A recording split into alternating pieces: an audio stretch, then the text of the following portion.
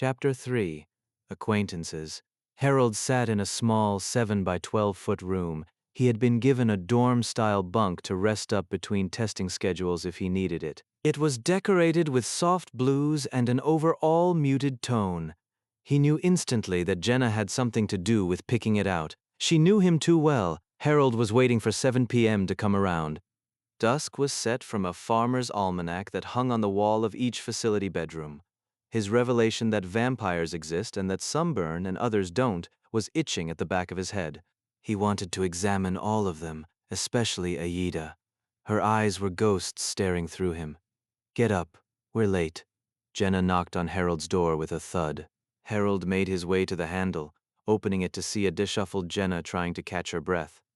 What's wrong with Harold's question was answered before it was finished. Michelle briskly walked by towards the testing laboratory. She was perfectly coiffed, except for a poof of hair that was ruffled on her right side. "Jenna, I have one question." Jenna straightened her skirt. She was wearing a silver business dress suit that fit her snugly. "You're left-handed, right?" Harold was insinuating. "Shut up, Harold." Jenna griped. Harold closed the door behind him and started down the hall. "So I was right?" That was a quick breakup. What made her swing back?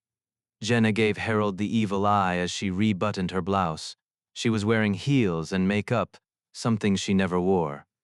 "I spoke her language." Harold stared with confusion. "I did the one thing that she couldn't resist as a business professional." Jenna was proud of herself as she finished straightening her shirt. "What did you do this time?" Harold was well aware of Jenna's past exploits with trying to get women back into her life. She was never calm about it. Mostly it ended with a dead chicken head in the ex-lover's mailbox. Jenna unbuttoned one level of her shirt to expose a little cleavage. "Marketing?" she smiled. Harold and Jenna made their way to the main lab floor. There was no badge access needed this time. The door was open. "Well then, I'll see you after the night's end, in 10 hours. Jenna turned and walked off to one of the far lab stations. Harold had no idea what to do next. He looked around. Everyone else was busy either drawing blood from a vampire, storing it, or testing it. "Harold, you've kept me waiting. You shouldn't do that." Ida's voice was melodic to Harold's ears. She was sitting at a lab station down the hall, in plain view.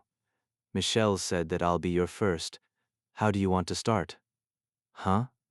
Harold walked forward, but didn't know what to say. "You need to draw my blood to test it, don't you?" Ida's calm voice soothed Harold. She stood up to him and guided him back to the station. They sat and she extended her right arm. "At least you're right-handed." Harold made an inside joke to himself. What was that? Ida called him on it. Nothing. It was something that happened with Jenna. Harold was honest, but didn't want to go into details. "Are you going to start on top?" Ida asked. Harold's eyes jotted up to Ida's. Their intricate purple was lulling. "What did you say? Are you start on the top portion of my arm, or at the lower? You could always use one of the grommets if you're uncomfortable with a needle." "No, it's not that." Harold began to prep his station finally. He ripped open an alcohol swab and drug it over Ida's right arm. He cracked open a fresh needle and placed it up against Ida's skin. "Be careful with that," Ida warned.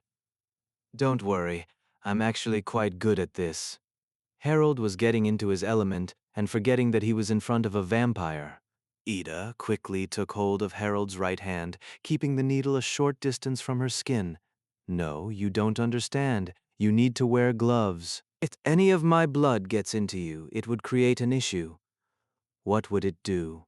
Turn me into a vampire?" Harold joked. "Yes." Iada was serious.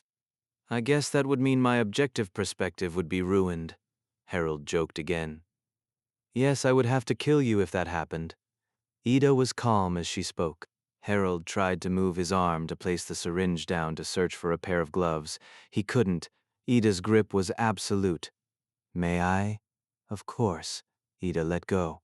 Harold put on a pair of blue exam gloves and re-prepped Iada's arm. "Then I guess this means you trust me?" "No, it means I'm fairly confident that you value your life enough not to indirectly end it." Iyada's voice crackled slightly in a low tone. But yes, it means I do trust you a little.